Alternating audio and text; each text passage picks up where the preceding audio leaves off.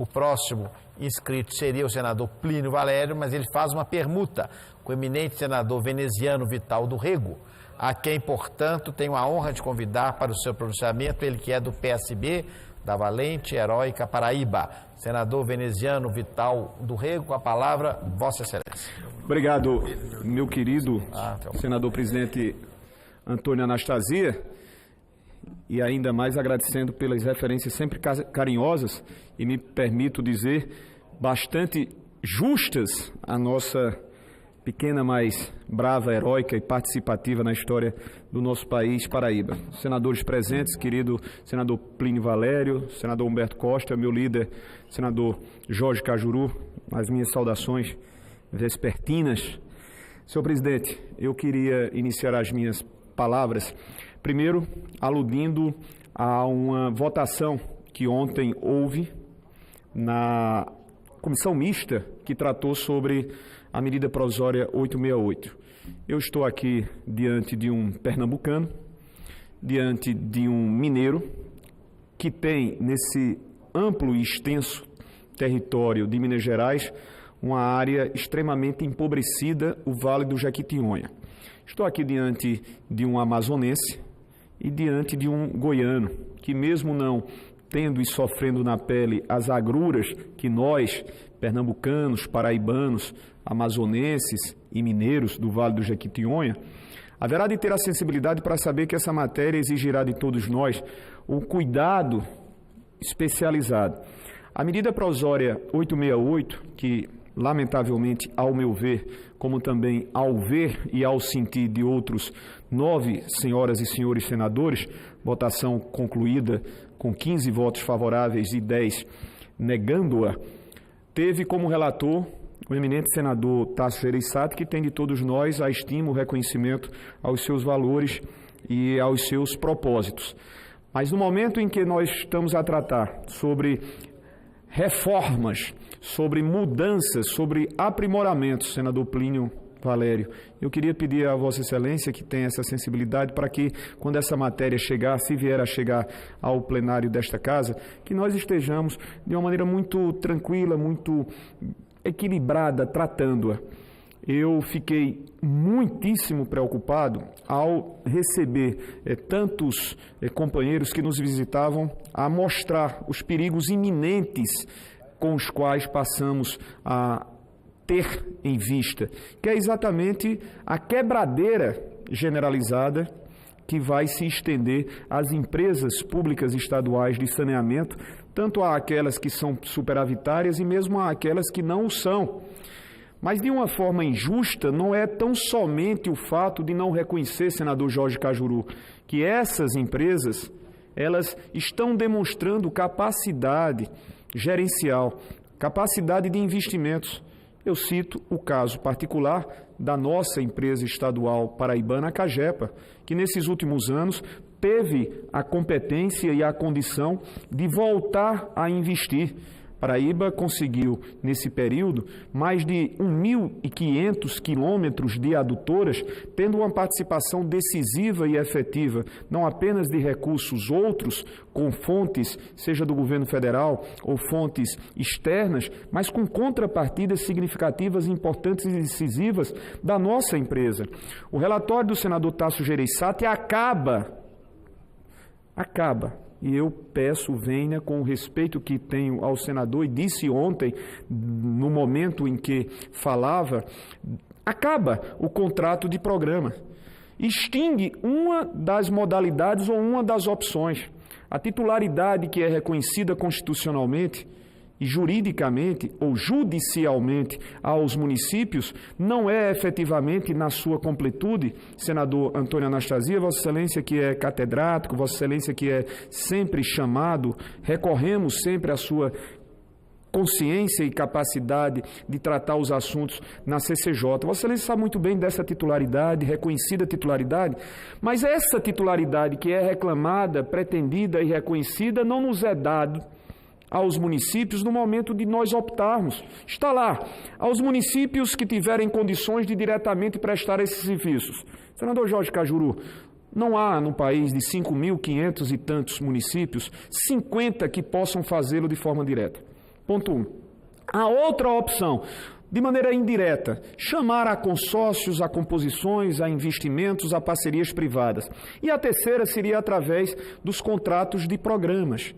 E essa modalidade foi simplesmente suprimida. Concluídos os já em vigência, expirados os contratos de programa em vigência, o município que desejar fazer com uma empresa estatal já não poderá fazê-lo. Você só terá uma única opção, que é a de abrir e de chamar a licitação, portanto, a participação privada. Qual é a minha preocupação, meus amigos e minhas amigas? E aí eu me dirijo principalmente aos municípios com menos condições, senador Antônio Anastasia. Nós somos um Brasil continental. Nós precisávamos tratar essa matéria não através de medidas provisórias ou da medida provisória, quando eu pluralizo porque já se tentou na 844 na Câmara Federal e caducou, voltando a ser reeditado agora nesse instante. Um projeto que carecia de um debate mais amplo, de nós sabermos como essas empresas atuais estatais, elas terão condições de suprir aos municípios que não são superavitários, senador Antônio Anastasia, a não ser através da prática de majoração de tarifa. Majorando as tarifas, senador, governador Jarbas Vasconcelos, querido pernambucano, Vossa Excelência bem o sabe ao que eu estou a dizer, nós teremos insolvências. Essas empresas não mais suportarão, senão através do aporte financeiro que seja dado pelos tesouros estaduais, que, como todos nós sabedores somos, estão falidos, com raríssimas exceções.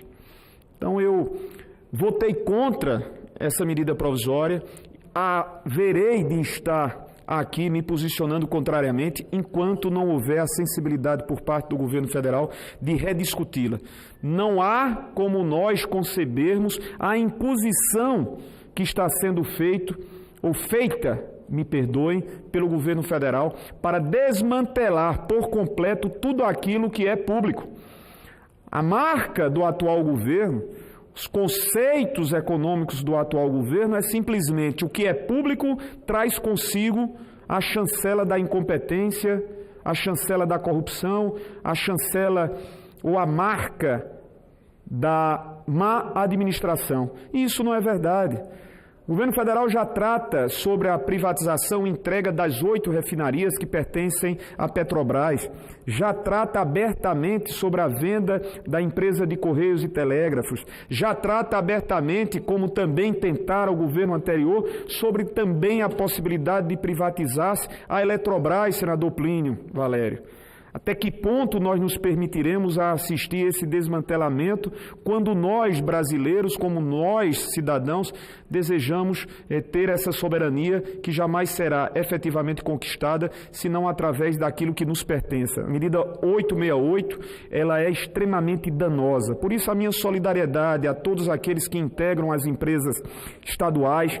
Aqui não é um discurso corporativista público. Eu, inclusive, tive a oportunidade de dizer ao meu estimado amigo senador Tasso Gereissati, quando ele se dirigia a outros, a dizer, olha, quem faz essa defesa, faz a defesa sem estar preocupado com os milhões de brasileiros sem saneamento, com os milhões de brasileiros sem abastecimento d'água. Será que nenhum de nós tem esse sentimento? Todos nós temos essa preocupação, mas não vai ser o senador Tasso, não será o governo federal a nos garantir que o investimento privado, tão somente naquelas áreas ou tão somente naqueles municípios que têm condição de reservar a lucratividade suficiente para garantir a universalização. Se o Brasil hoje tem e lastimavelmente convive com esses dados de 50 milhões de brasileiros vivendo entre a pobreza e a extrema pobreza, lamentavelmente, terá e enxergará situações ainda mais aviltantes. Por essas razões, singelas, mas extremamente oportunas e importantes razões que foram levantadas por nós, o meu posicionamento foi contrário à medida provisória 868 em defesa dos municípios e em defesa principalmente dos cidadãos mais humildes. Segundo ponto, meu querido presidente Antônio Anastasia, desde a semana passada todos nós, de uma forma uníssona, temos levantado as nossas vozes de uma maneira respeitosa a não concordar. E ontem eu ouvia por diversos momentos, em diversos ambientes desta casa, pronunciamento do senador Jorge Cajuru, aludindo à presença do ministro da Educação, que aqui esteve em uma das comissões, a nossa Comissão de Educação. Ou seja, quem esperava, depois de 3 meses de trapalhadas, quem esperava, depois de 3 meses de inação, de omissão, até mesmo de violentas provocações feitas pelo então ministro da República, Ricardo Vélez, aos próprios cidadãos brasileiros, que houvesse uma mudança mais qualificada, não. Está assistindo, desde a semana passada, à disposição do governo federal de atacar de morte as instituições públicas de ensino superior. Se na Paraíba a Universidade Federal haverá de ter, lamentavelmente, perdas da ordem de 45 milhões, eu não sei quantos milhões serão impostos em termos de prejuízo a Minas Gerais e às suas universidades, a Pernambuco e às suas instituições, ao Amazonas e às suas instituições, ao Goiás e às suas instituições. Descabido por completo. No mês passado já anunciado era o corte de 42% para o CNPq. E não é verdade, muito pelo contrário, se utilizava desse pretexto de que se utilizaria ou de que se investiria na educação básica quando 7 bilhões de reais foram bloqueados, contingenciados e deste 2,4 bilhões dizem respeito à educação básica nacional. Não é possível que nós nos permitamos a isso que está acontecendo. Para finalizar, senhor presidente, enquanto nós queremos tratar de um país com educação, de um país que volte a ter a respeitabilidade mundial, o que nós vimos ontem, e aí muito me preocupa, porque de fato há aqueles que têm essa sensibilidade, há aqueles que bem o sabem do que nós estamos tratando. Muito preocupante é quando nós abrimos as páginas dos jornais no dia de hoje, senador Jarbas Vasconcelos, o que nós observamos é uma foto em festa do presidente da República com alguns companheiros parlamentares e todos eles tendo de nós o respeito, festivamente, sorrisos largos e abertos, ao tempo em que o presidente da República assinava mais um decreto, possibilitando, de maneira licenciosa, ampla e simplesmente a desconhecer o que legalmente existe no Estatuto do Desarmamento. O presidente Jair Bolsonaro está, por vias de decretos, o primeiro em janeiro de 2019 e o segundo ontem, a desconhecer aquilo que é de autoridade nossa, senador Antônio Anastasia. Vossa Excelência é integrante da Comissão de Constituição e Justiça. Hoje eu não tive a oportunidade de falar porque a pauta estava extensa. Eu gostaria muito de ter levado esse assunto. Nós iremos concordar com isso, senador? Porte de arma, as suas limitações, os seus critérios, inexistem a partir desse momento. A partir desse momento, quem quiser filiar-se com todo o respeito que eu tenho aos clubes de atiradores, os times de futebol que fazem apelo, senador Cajuru, Vossa Excelência que foi cronista, repórter de campo, sabe do que eu vou dizer. Não existem aqueles chamamentos ao sócio-torcedor? Daqui a poucos meses, o clube que terá o maior número de sócios torcedores não será nem o Internacional, nem será o Flamengo, nem o Corinthians, nem o meu Atlético Mineiro, nem o meu 13 de Campina Grande. Será o clube de atiradores. Porque é a mais fácil forma de acessar uma arma, senador Anastasia, ou não? Eu vou me apresentar como caçador. Eu sou caçador de borboletas, eu quero uma arma para me deslocar. Eu sou colecionador de armas. Eu quero armas e munições, porque também um presidente da República acha por bem que discutir segurança pública é entregar munição e armas aos brasileiros. Senador Anastasia, Vossa Excelência é extremamente equilibrado, competente, intelectualmente formado, sensato. Vamos tomar de conta disso. É um apelo que eu faço, para que essa casa não se deixe permitir o que há 5 meses, como não houve reação ao primeiro decreto que falava sobre facilitações à posse de arma, como não houve qualquer tipo de reação por parte das duas casas, eu quero mais e pode mais o presidente da República. Acaba por inteiro o Estatuto do Desarmamento e simplesmente estatue novas previsões através de decretos por ele assinados. Então, aqui são 3 preocupações. Em relação à medida provisória 868, que acaba pura e simples e de forma lastimável e lamentável com as empresas estatais de saneamento, agredindo diretamente aos pequenos municípios e aos seus cidadãos. Quero falar também e me acostar a todos os que tiveram já a oportunidade, como fiz desde a semana passada, o comportamento do Ministério da Educação através do seu ministro, que corta, que bloqueia e que condiciona. Eu saúdo a iniciativa do presidente Davi Alcolumbre, que hoje reuniu o presidente da República, o presidente da Câmara dos Deputados, a todos os líderes do Senado, praticamente todos os governadores. O nosso governador se fez representar pela nossa companheira vice-governadora Lígia Feliciano, mas tudo acondicionado.